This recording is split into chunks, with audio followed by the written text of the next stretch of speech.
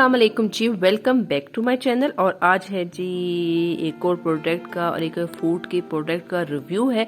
और सबको पसंद है पिज़्ज़ा, तो ये पिज़्ज़ा बेस जो है वो डाउन की है और इसका मैं आज रिव्यू करूंगी। मैं फर्स्ट टाइम बनाने लगी हूँ, इसलिए मैंने कहा आपके साथ एक्सपीरियंस शेयर किया जाए। मेरा मकसद इस तरह की प्रोडक्ट का रिव्यू करना इसलिए होता है कि मार्केट में भी मिल जाती हैं और इसके इस्तेमाल से हमें फ़ायदा होगा या नहीं होगा, ताकि आप अपना पैसा वेस्ट करने से पहले बेहतर है कि आप मेरी वीडियो देख लें, उसके बाद आप परचेज करें या ना करें वो तो आप पे है। लेकिन मैं आपको ऑनेस्ट रिव्यू दे दूं ताकि आपकी ज़िंदगी आसान हो जाए और आपके पैसों की जो है वो बचत हो जाए। तो इस तरह के प्रोडक्ट्स का मैं रिव्यू इसलिए लेके आती हूँ। इसके अलावा आप किसी और प्रोडक्ट का रिव्यू भी देखना चाहते हैं या जानना चाहते हैं तो मुझे इजीली आप इंस्टाग्राम पे मैसेज करते रहे। इंस्टाग्राम पेज है सिद्रा कोयटा, सेम डीपी लगी हुई है, और आप मुझे अगर वहाँ पे मैसेज नहीं करना चाहते तो यहाँ पे कर दें। तो ये प्रोडक्ट है जी पिज़्ज़ा बेस, जैसे कि मैंने आपको बता दिया है डॉन की है और इसमें एक पीस है। इसके प्राइस भी बताऊंगी और किस तरह बनी वो बताऊंगी। तो ये बेस है, यानी कि बेस बनाना सबसे मुश्किल काम होता है। जिसकी पिज़्ज़ा बेस अच्छी बन जाए ना, उसका पिज़्ज़ा बन नहीं जाता अच्छा। तो ये पिज़्ज़ा बेस है इसकी, और ये फ्रोज़न है। और इसके अलावा इसकी मुकम्मल इन्फॉर्मेशन इसकी बैक साइड पे लिखी हुई है। तो ये इसकी मुकम्मल इन्फॉर्मेशन जो है उस पर लिखी हुई है। न्यूट्रिशन इसके यहाँ पे लिखे हुए हैं, ये आप देख सकते हो। इसका नंबर लिखा हुआ है और इसके बार कोड दिया गया और इसके अज्जा पढ़ सकते हो। इसके अज्जा हैं जी गंदम का आटा 60% इसमें यूज़ किया, सूजी, पानी, शुगर, वेजिटेबल ऑयल, खमीर और नमक।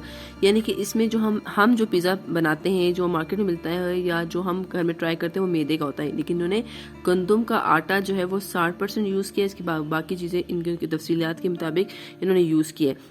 गंदम की ये मसनू एक ऐसी सूरत में तैयार की गई है जिसमें गंदम, दूध और सोया इस्तेमाल होता है।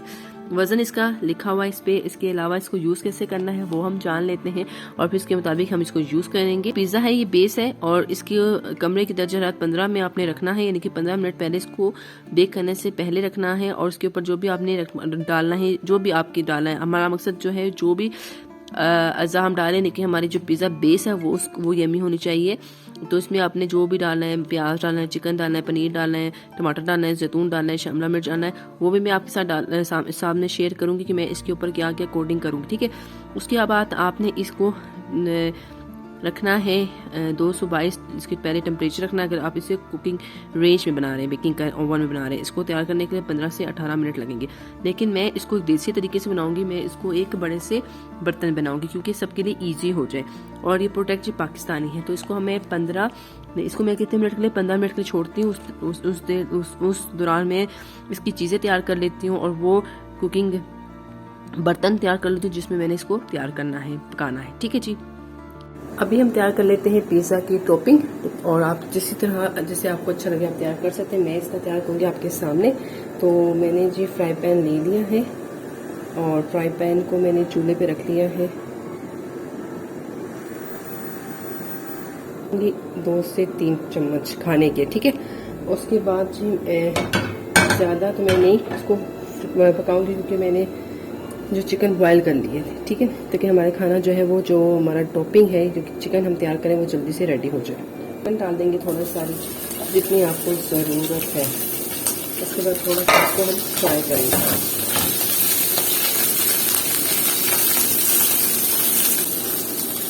फिर इसमें मशरूम, शिमला मिर्च,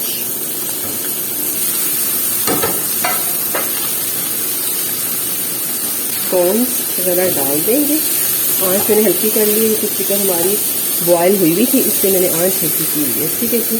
चिकन को तो हमने कुक भी नहीं करना, दाल से थोड़ा कम कुटी हुई मिर्च, ये साबुत कुटी हुई मिर्च आधा चम्मच चाय का, नमक को टेस्ट डालेंगे इसमें, थोड़ा सा लहसुन का पाउडर डाल देंगे। पिज़्ज़ा पैन को मैंने अच्छी तरह ग्रीस कर लिया था कुकिंग ऑयल के साथ। अब हम जी बेस निकाल लेंगे इस शॉपिंग बैग से, इस प्लास्टिक के बैग से, क्योंकि 15 मिनट से थोड़ा सा ज़्यादा हो गया था कि इसे निकाले भी, क्योंकि कोयटा में तो ठंड है तो अनफ्रीजिंग में थोड़ा सा टाइम लगता है। तो आप ये देख सकते हैं इसकी गोल टाइप शेप है, इसे बेक किया गया और इसमें छोटे छोटे सुराख इसलिए किए गए क्योंकि ये डो जो है वो फूल ना पाए। अब इसे हम पैन में लगा देंगे और पैन पे लगाने के बाद जो इसके पिज़्ज़ा की प्रिपरेशन जो है वो स्टार्ट कर देंगे। सबसे पहले हम लगाएंगे जी पिज़्ज़ा सॉस। आप कोई भी लगा सकते हैं, होममेड भी मेरा चैनल पे वीडियो पड़ी हुई है। उसके बाद हमने जो टॉपिंग तैयार की वो डाल देंगे। फिर चीज़ या आप कोई भी पिज़्ज़ा चीज़ वगैरह यूज़ कर सकते हो। उसके बाद जी देसी तरीके के तौर पे मैंने यहाँ पे एक खुला बर्तन लिया, उसमें स्टैंड रखा है, उसे 15 मिनट पहले हीट पे रख लिया था।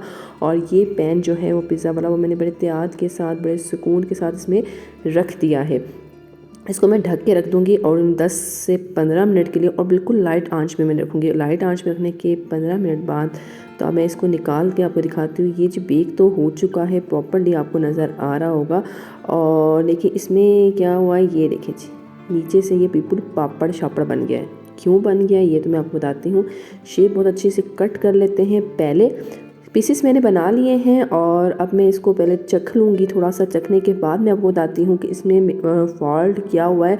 और अगर आपने ये यूज़ करना है यानी कि ये लेना है, क्योंकि सब पापड़ की तरह जो बन गया है। अब इसको मैं चख के बताती हूँ क्योंकि कुछ हिस्सा इसका जो था वो नरम था, साइड्स जो थे। चख लेते हैं और चखने के बाद जी मैं आपको बताती हूँ पिज़्ज़ा डो अच्छी थी, पिज़्ज़ा अच्छा बना हुआ था। लेकिन क्या हुआ, मैंने इसको हमने ओवरहीट नहीं करना। जो टाइम इन्होंने हमें बताया उस टाइम के मुताबिक ओवरहीट नहीं करना। सिर्फ हमें 5 से 6 मिनट चाहिए जैसे क्योंकि पिज़्ज़ा मेल्ट हो जाए।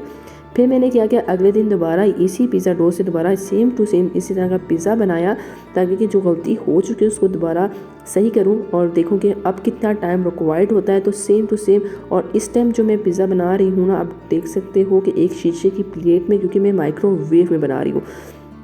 माइक्रोवेव तकरीबन हर घर में होता है, तो इसने शीशे की प्लेट में मैंने इसे ग्रीस नहीं किया था। आप ग्रीस करना चाहें तो आप ग्रीस कर सकते हैं। अब मैं इस माइक्रोवेव में, अच्छा जो मेरा ये माइक्रोवेव है ये जो है वो प्लास्टिक के अलावा अगर मैं इसको लोहे की चीज़ रखूँगी तो वो अर्थ करेगा। तो मैंने इसको तकरीबन 4.5 मिनट यानी कि दिया था और पिज़्ज़े को बेक होने के लिए मैंने 4.5 मिनट छोड़ दिया था।